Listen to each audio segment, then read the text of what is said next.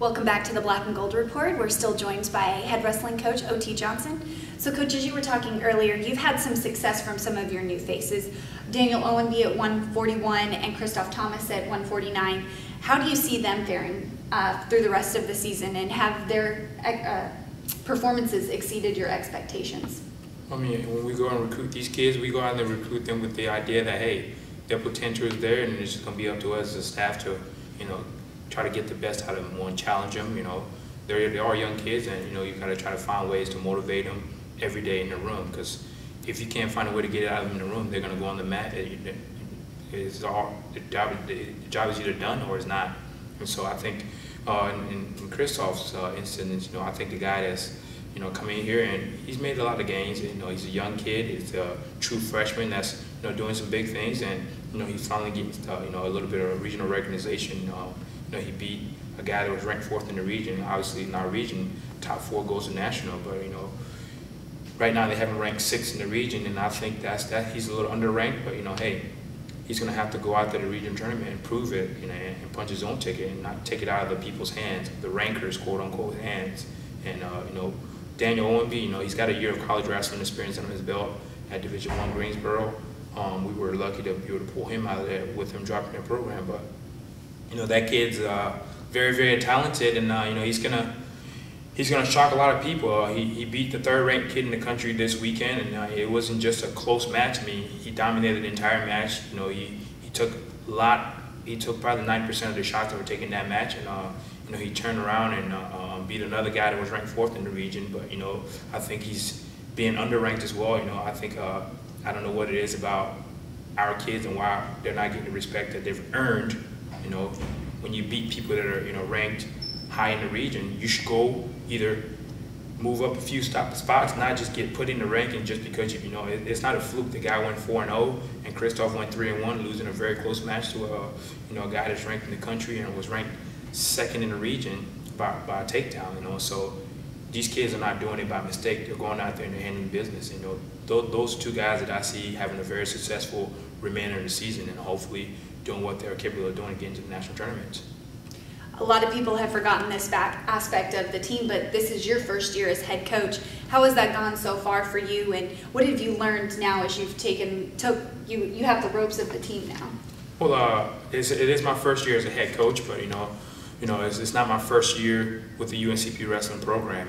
This is my 6th year affiliated with the university, and I think what maybe a lot of wrestling people understand that the program is not changed. It's just different leadership, and I'm very thankful for what my mentor helped me do. He helped kind of shape my coaching career and my style of coaching. And I think I learned a lot from him, and I'm not going to sway too far from my philosophies that we had in the past. And so overall things are going well. There's a couple of things that I always thought about when I become a head coach. I'm going to do this, and there's a reason why at the time I was thinking them, and some of the things have worked and some of them have failed very bad, and those are the things I'm going to throw out leading to next year, and some of them I'm going to keep, and try to build upon, and try as I build my own philosophies, and try to tighten those up. And the beauty of that is I am in my first year, and I'm allowed to make mistakes, but I'm not here to say that I'm here to win now. You had mentioned earlier in the first part of the show that you've taken some long road trips. You started out in Indianapolis, you went to Indiana, then you went to Southeast Florida, and you just recently returned from Central Pennsylvania. What are some of the challenges with long road trips, and what sort of things do you learn, not only as a team, but from an athletic standpoint when you're on these trips?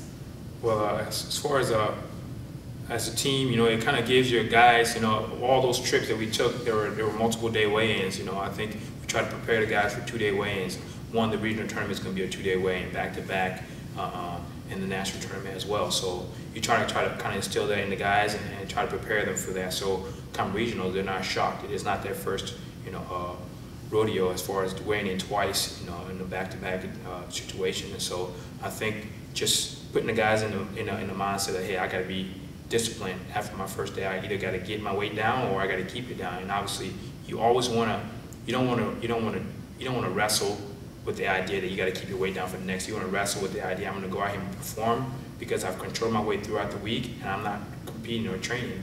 way over 8, 9, 10 pounds. I'm training at 6 to 7 pounds at the most for big guys, and 5, maybe 6 pounds for little guys. And you know, we try to do our best to try to, you know, simulate what the regional and national tournament is going to be like. And you know, going on these long road trips kind of gets the guys out of their comfort zone. And the more they're out of their comfort zone, the harder, easier it'll be for them to be able to handle that. Well, with about 30 seconds remaining, and we've talked this whole segment about the NCAA regional tournament, which we haven't hosted at UNCP since 2007, and we are this year in 2012. What are some of the challenges, not only with competing in the tournament, but also hosting it? Well, I was here the last time we hosted a regional tournament, so I do understand a little bit about that. And you know, we host the Pembroke Classic every year, so I think in most instances that's a little tougher because we have to try to get 300 plus wrestlers to wrestle and have a good experience in one day. And you know, I think that really helps. And you know, it's something that I'm used to, and it's something that I'm willing to accept. And you know, I think we're staying at home, and it's going to be a great atmosphere for our guys and our fans to see, hey, what a top 10 program looks like. That may not be the fact around the country, but I feel like we have a top 10 team, and we're going to prove that at the regional starting off, and qualifying a bunch of guys to wrestle in nationals. All right, well, thank you so much. We're going to take our next break, and when we return, we'll be talking track and field with head coach Adonis Stanley.